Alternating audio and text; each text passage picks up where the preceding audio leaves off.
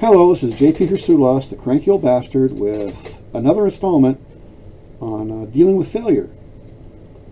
My last video, I showed you the replacement forging on the failed Khanjar. See here? The one that snapped through the crack in it. That broke my heart. Well, I went out there today. Excuse my being kind of grubby. I just literally walked in a few moments ago from the studio, got this puppy ground. Anyway, what I did today is I forged in the fullers, forged in the edge bevels, did a rough grind, did a heat treated temper, did a secondary rough grind prior to the final grind, and here it is, right here, the replacement. This turned out pretty nice. You can't really see the way the things are with light, but it's a wicked knife. It is a wicked knife.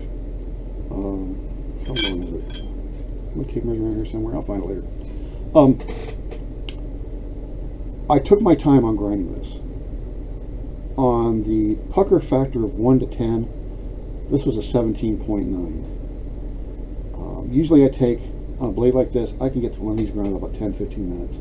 This took me an hour. I mean, every single pass, I cool it off, look at it, grind, cool it off, look at it, grind a little more, cool it off, look at it, grind a little more. I was so terrified of another crack opening up. I mean, my teeth were on edge, my muscles were all tensed up. I'm sitting here praying to every deity I know and a few I made up. If this would have cracked again, I don't know what I would have done. I probably would just throw my hands up in disgust, threw it outside, and just closed down for the day. But I took my time, I kept it cool, and it's ground. No cracks, and it's hard. I did harden it at a little lower temperature, about 1600 instead of 1620, 1675, 1650, 75 degrees cooler. I did temper it immediately to about 475, which is a medium, which is full bronze, which is quite hard. I would call this between a knife and a sword, a short sword sort of thing, but it comes out real nice. I mean, it didn't crack. During grinding, like I said, I took my time. I ground it barehanded. Made sure I kept it cool, then make sure it didn't change color. The thing about changing color is, if you get it too hot during grinding, you can suck the hardness right out of that blade. I mean, you can just take that temper out and destroy it, which is not a good thing to do because by then you're probably too far gone to reheat treat.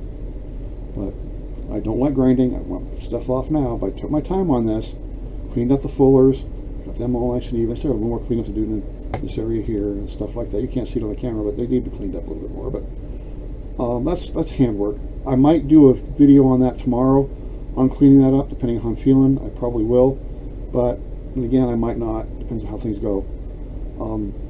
What needs to be done is, here again, I already got the holes drilled for the pins. I'm going to put the bolster, pommel plates on, grips, etch it, and do a leather scouring for it. Hopefully tomorrow I'll be able to put the bolster and pommel plates on. If I can get to the grip, that'll be great. What I got planned on this is I've got some of that copal I melted down a few years back that I used for the grips on my Shamshir. That's on the opening page of my website, www.atar.com. I got enough pieces, enough chunk left, about that, a little more than a quart thick. But I think it would look real nice on this with the bronze furniture. But that's open for decision there. So again, I will say you can't let this stuff beat you. If you have a failure, you had a failure. You can't go back and change what happened. You can prevent it the next time if you figure out what you did wrong or what you didn't do. Here again, like I said before, I think I quenched it too hot. And another thing I thought, that tempering it could have cracked in temper too. Or it could have started to crack in hardening, and the tempering made it worse. But either way, I think I quenched it when it was too hot. Another thing you have to worry about is stresses building up during the grinding. Before heat treat, not to worry about that much because they'll come out when you pre-anneal prior to hardening. But after heat treat, you do not want to do any really heavy grinding to the point where you're starting to turn the steel color.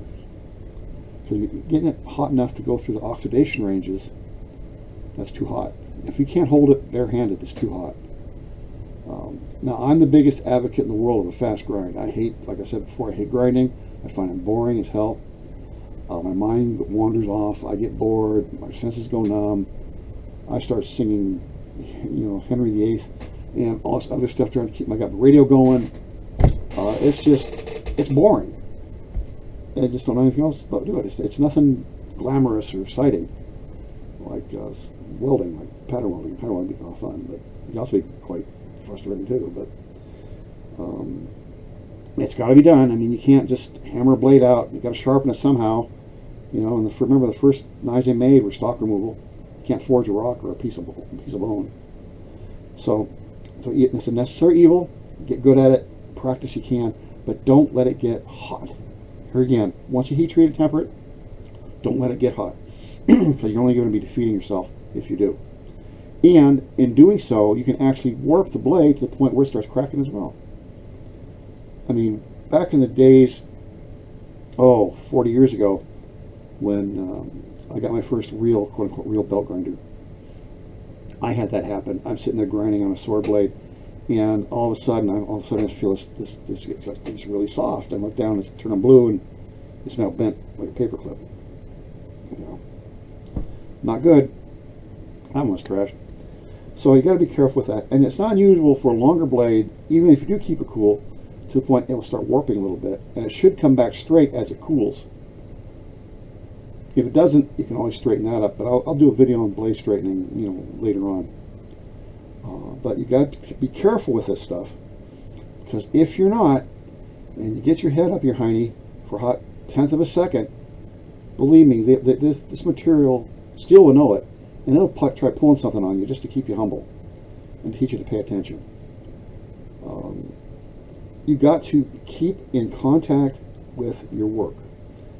You have to get constant feedback from what you're doing.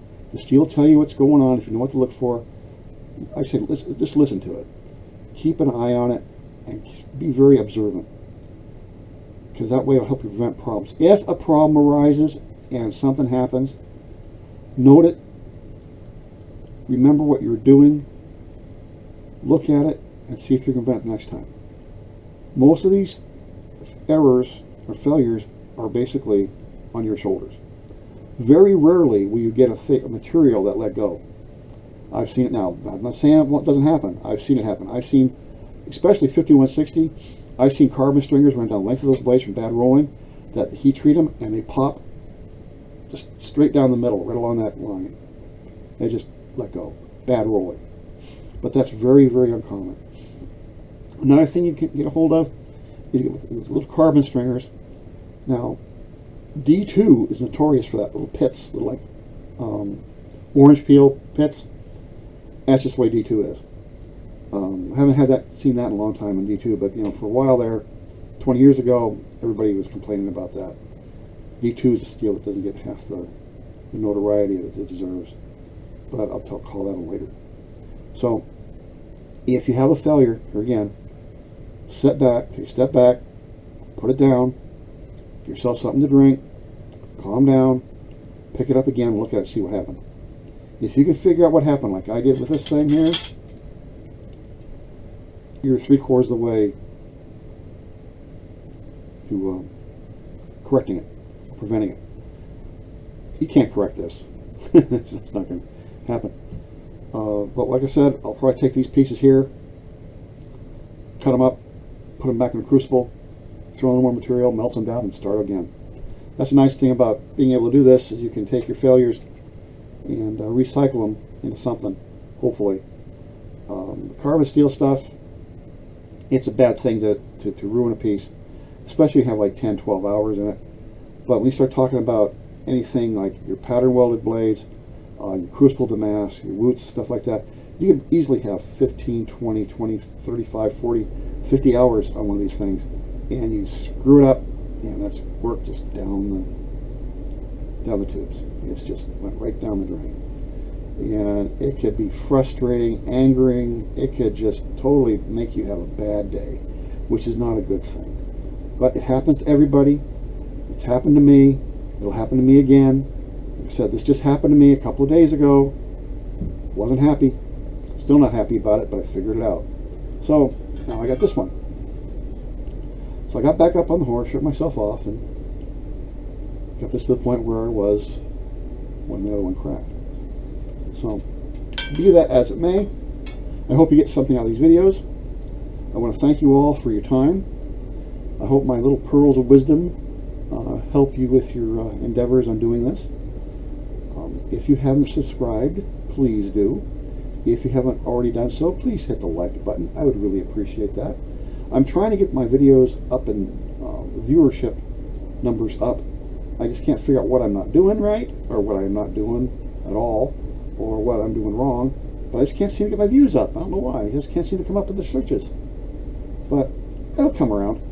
So, in closing, once again, thank you. I will be doing other videos. I might do one on, like I said, on the fullers on this, cleaning it up, which would be basically just watching me just get in there with a monkey tool and some sandpaper and clean these things up. I got all those 2x60 and 2x72 grit bellets in 240 grit I can't use because the seams kept popping. So I'll just probably cut them into little patches and put on my monkey tool and clean away. But I'll think about that tomorrow. Anyway, thank you once again. May the good Lord keep and bless you. The wise Lord, Maz's blessing upon you and yours. Thank you for your time. Bye-bye.